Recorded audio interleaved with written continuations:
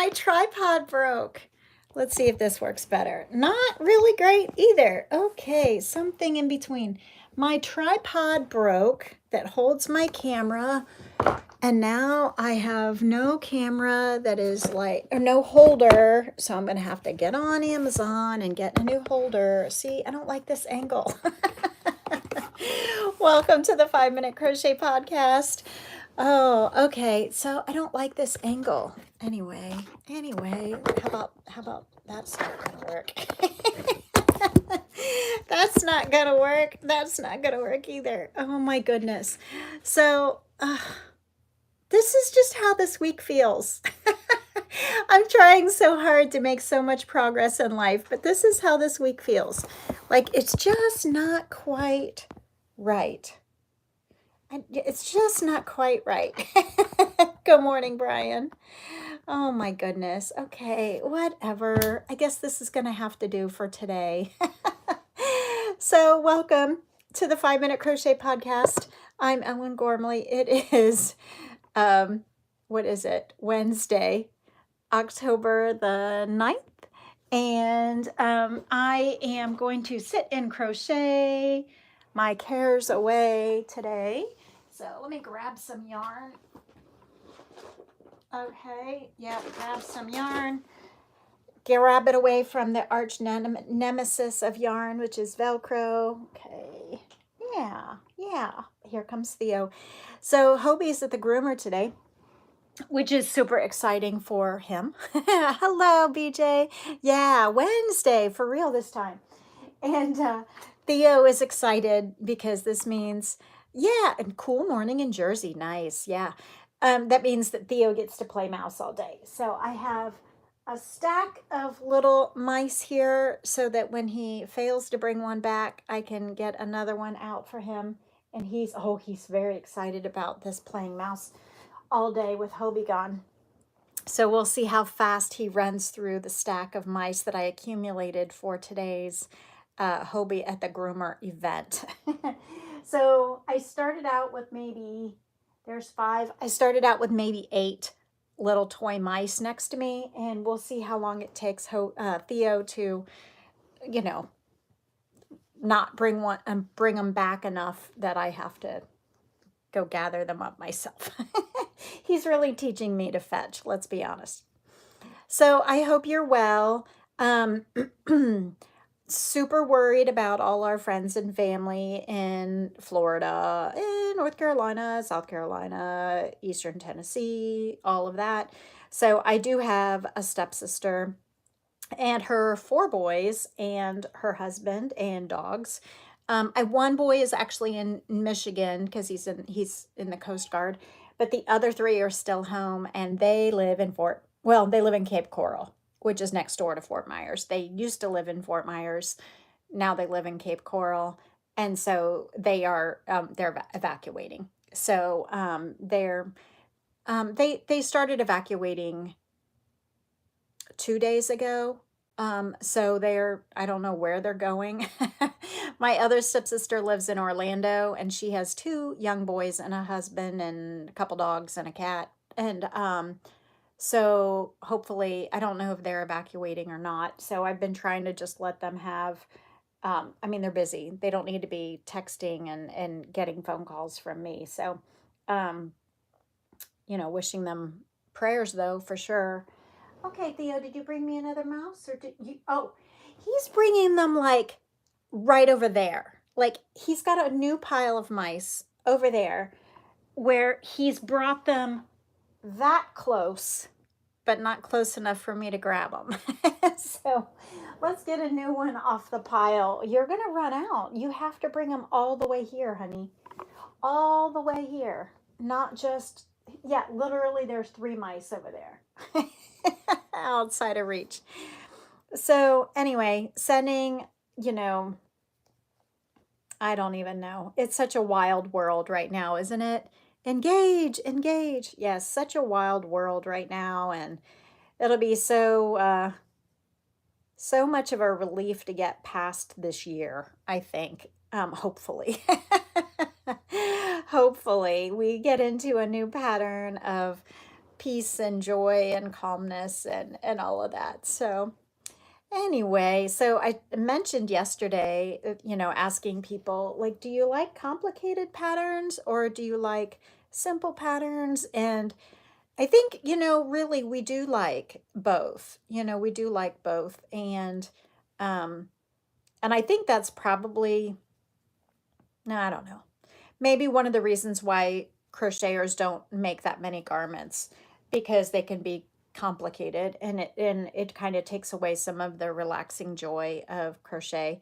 But also, let's face it, getting crochet to fit well is rough.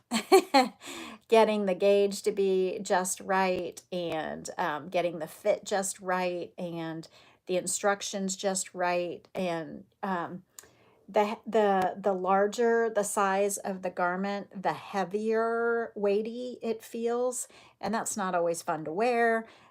We don't really need anything bulky. It's not really comfortable. I do have a couple garments that are not bad. Usually they're like toppers, over the top of um, a smaller shirt. It's like reading. You usually have two books going, one for fun and the other for a little deeper or heavier. Yeah, Brian, absolutely. So I used to be kind of a monogamous book reader where I would only read one book at a time. And now I kind of have a couple different books in process, and usually one's for fun and one's for work or whatever. And I actually I don't know if I told you this before, but I had I had an aha moment the couple weeks ago, because of my therapist. So I have this huge stack of books that I want to read for work.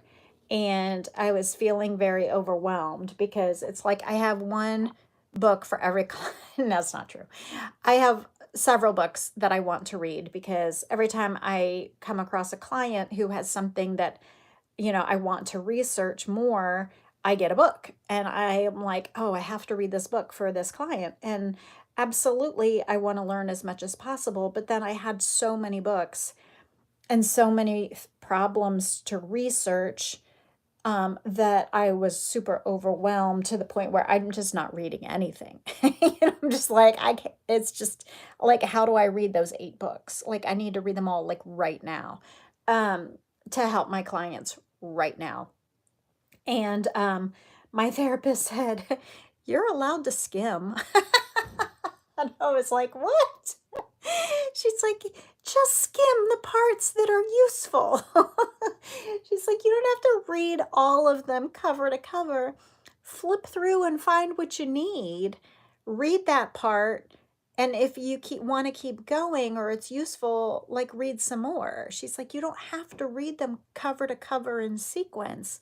Like, skim. It's okay to skim. You can't possibly read everything that you need to read. I'm like, oh, I can give myself permission to not finish a whole book cover to cover.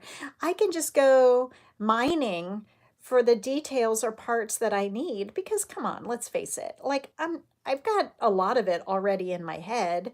I've studied a lot for a lot of years. Like I don't have to reread like the foundation of each thing over and over again, but go find the pieces that are new or refreshing or helpful. I'm like, oh. So now I allow myself to skim. So yes, books. I now have multiple books in progress, and I have little bookmark flags or whatever on the parts that I need to reread, or I'll go through the table of contents and just read one chapter or whatever. But I don't feel as obligated to read the entire book, and then I don't feel as guilty about not reading the entire book, which is really weird. Like why? Like why would I feel guilty about not reading the entire book? It's just like a crochet book. Ha! Like that segue. So the baby blanket book is going to have 10 patterns in it. I don't expect you to make all 10 patterns in chronological order and read every word, even the glossary of like basic stitches that you already know. Like, why would you read that if you already know them? you know? So I don't expect you to read my book cover to cover in sequence in chronological order, so why would anybody else expect me to read their book like that? I mean, obviously it's a novel and it's a story. You gotta follow. Although I have been guilty of skipping to the end. Well, there was a book recently that I read, a fiction book, and I mean, I loved the concept of it, but then when it came down to the execution of the storyline, it was getting deep in with some graphic details that I didn't really need.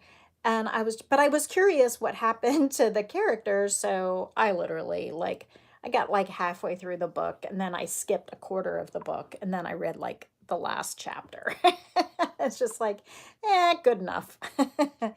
Good enough. Oh my goodness. So, life is short to read books that you don't love or that are not useful. And it's funny because Theo was over there camping out next to his mice, like waiting for me to throw it. And it's like, buddy, it's too far away. You're going to have to come all the way here with it.